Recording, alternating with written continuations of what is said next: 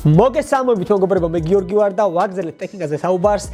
დღეს განხილვაში გვექნება Canon-ის პრინტერი PIXMA GM2040 ასეთი მოდელი, ასეთი დასახელებით, რომელიც არის შავ-თეთრი პრინტერი და რა ფუნქციები აქვს, როგორ უნდა გამოვიყენოთ, საერთოდ რისი შესაძლებლობები აქვს ამ ვიდეოდან გაიგებთ, ამიტომ აუცილებლად უნდა გამოიწეროთ არხი, მონიშნოთ ზარეზღელკი, რომ არ გამოტოვოთ ასეთი საინტერესო ვიდეოები. ახლა შეგვიძლია დავიწყოთ, რა თქმა უნდა, სტანდარტულად ნახოთ პირველ რიგში რა მოყვება კომპლექტაციაში, იმიტომ რომ საინტერესო კომპლექტაცია და რაღაც მინუსებიც არის აქ, რომელიც მე თავიდანვე შევნიშნე.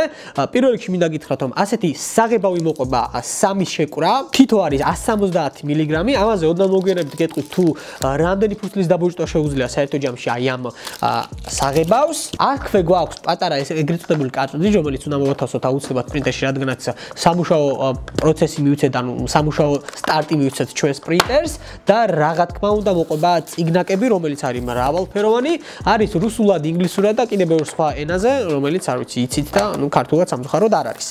ასევე გვაქვს ჩვენ აქ წიგნაკი, სადაც არის ინსტრუქცია, მოყვება ერთი დისკი, რომელიც არის საინსტალაციო და ჩვენს კომპიუტერში უნდა დავაინსტალიროთ სპეციალური პროგრამა, რომელიც მეშვეობითაც შევძლებთ გაუშვათ პრინტერზე და მივცეთ ბრძანება, რომ დაგვიპირდოს რაიმე ფურცელი, წარწერა, ტექსტი, ნებისმიერი რამ, რაც ჩვენ გვინდა ამ ლამაზმა პრინტერმა. ახლა რისი შესაძლებლობები აქვს, როგორ უნდა გამოვიყენოთ, აუცილებლად გეტყვით. რა თქმა უნდა, მოყვება სადენი, რომლითაც ვაერთებთ ჩვენს მოწყობილობას და ერთადერთი მინუსი, რაც შევნიშნე თავიდანვე, არის ის, რომ ძირითადად როგორც Canon-ის, ისე HP-ის და ბევრი სხვა ბრენდის პრინტერები და ზოგადად ბრენდები სამწუხაროდ აღარ აყოლებენ USB სადენს, რომლითაც კავშირდება ჩვენს კომპიუტერში პრინტერი. ეს არის სპეციალური კაბელი, რომელიც შეგიძლიათ სხვადასხვა მაღაზიებში შეიძინოთ და ამით ხდება მოკლედ თავიდანვე დაკავშირება. გვაქვს ასევე Wi-Fi-ის შესაძლებლობა, მეგობრებო, თუ გვინდა მაგალითად ლეპტოპის მეშვეობით ან ტელეფონის მეშვეობით დაუბეჭდოთ ჩვენ რაიმე ტექსტი, თავისუფლად შეგვიძლია Wi-Fi გამოვიყენოთ და გაუშვათ ნებისმიერი ბრძანება.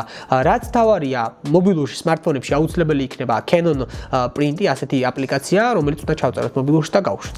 Canon-ის GM2040 გახლავთ მაღალი ხარისხის პრინტერი, რადგანაც მას არ ჭირდება ესეთი კარტრიჯები, რომელიც მუდმივად იქნება დასატენი და ნუ ეს პროცესი არ ვიცი, მოგეხსენებათ, რომ საკმაოდ დამღლელი და რთულია. ნუ გააჩნია რა თქმა უნდა რა პერიოდით ვიყენებთ, ანუ რამდენად შეიძლება ვიყენებთ ჩვენს პრინტერს, თუმცა საერთო ჯამში ვფიქრობ, ასეთი სტილის, ახალი სტილის საღებავების შემოღება ძალიან კარგია, რადგანაც უბრალოდ ჩავასხავთ და მინდა გაჩვენოთ, აი აქ მარჯვენა მხარეს ჩავასხავთ ჩვენ საღებავს, რომლის მეშვეობითაც ისო ავტომატურად უკვე მზად იქნება და არ მოგვიწევს ამ კარტრიჯების დაწენვა და სიარული დიდი ხნის მანძილზე. კარგით, მოვაშოროთ ახლა ეს აქსესუარები და აუცილებლად ვისაუბროთ, წუთში შეუძლია 13 გვერდის დაბეჭდა ჩვენს მოწყობილობას.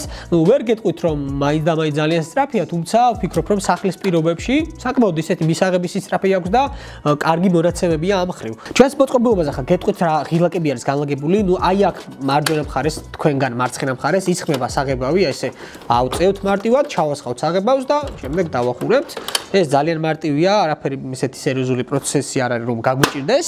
არ არის აუცილებელი ვიღაც ადამიანი, ვინც ძალიან მაგრად ერკვევა, ინსტრუქცია მოყვება და ვფიქრობ, რომ ნებისმიერი ადამიანი, ცოტა მაინც ვინც ერკვევა ტექნიკაში, თავისუფლად დააყენებს ამ პრინტერს თავის მოწყობილობებს. აქ გვაქვს ესეთი სპეციალური ფურცლის ჩასდები, სადაც თაბახის ფურცელი უნდა ჩავიდოთ და შესაბამისად მასზე დაუბეჭდოთ. გვაქვს ჩართვა გამორთვის ღილაკი, Wi-Fi-ის ღილაკი, შეგვიძლია მეგობრებო ასევე ორივე გვერდიდან დაუბეჭდოთ. ანუ ფურცელი, რომ ავიღოთ ორმხრივი დაბეჭდა შეუძლია, ანუ ერთ გვერდს და მეორე გვერდს ავტომატურად ერთი დაბეჭდით გამოიტანოს რაიმე ტექსტი. ეს ძალიან კარგია, რადგანაც ეკონომიას გავაკეთებთ ფურცლის და არ მოგვიწევს, რომ თითო ფურცელზე დაუბეჭდოთ ერთი გვერდი მხოლოდ და მეორე ვერ გამოვიყენოთ, ან მოგვიწევს მისი ამოტრიალება და შემდეგ უკვე დაბეჭდა. ეს ძალიან კარგია, რადგანაც უფრო მეტად გაასწრაფებს ჩვენს პრინტერზე მოხმარების პროცესს. პრინტერის წონა გახლავთ 6 კილოგრამი, ნუ არ არის სუბუქი, რა თქმა უნდა, მაგრამ პრინტერი უნდა დავდგათ ერთ ადგილას და გამოვიყენოთ, რადგანაც ბუღალტრიული საქმიანობის შეგვიძლია გამოვიყენოთ სტუდენტებს, აბიტურიენტები, ვინც ხართ, ძალიან კარგია, რადგანაც ვიცი, რომ ხშირად გიწევთ სიარული სხვადასხვა დაწესებულებებში და ბევრი ფურცლის და გვერდების ამობეჭდვა.